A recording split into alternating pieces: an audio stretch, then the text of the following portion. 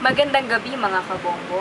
Narito po tayo ngayon sa bahay ng isang ginang kung saan may ipinaglalaban po siya. Ang kanyang pinaglalabay ang significance. Ang gusto niya po ay isulong po ito bilang isang guiding principle in selecting a topic. May mga ilang po kasi na mga mambabatas na ayaw isulong ito sa kamera.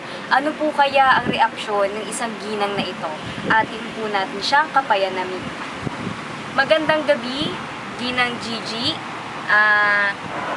Ngayon po narinig niyo po ang mga sabi-sabi ng ibang kongreso, ng ibang mga kongresista about dito nga po sa significance. Ano po bang masasabi niyo dito na hindi raw po dapat isulong ito bilang isang guiding principle in selecting a topic? Ano pong masasabi niyo dito?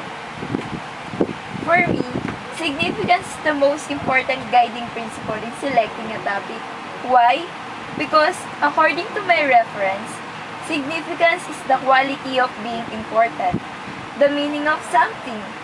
In selecting a topic, dapat alam ng mga students ang kahalagahan ng ituturo mo.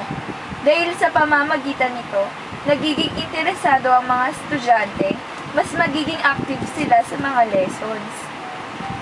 Yun lamang po ba? So, naniniwala po kayo na dapat ang isa sa mga guiding principle in selecting a topic ay significance. Yes, of course. Okay. So, maraming salamat po, Ginang Gigi.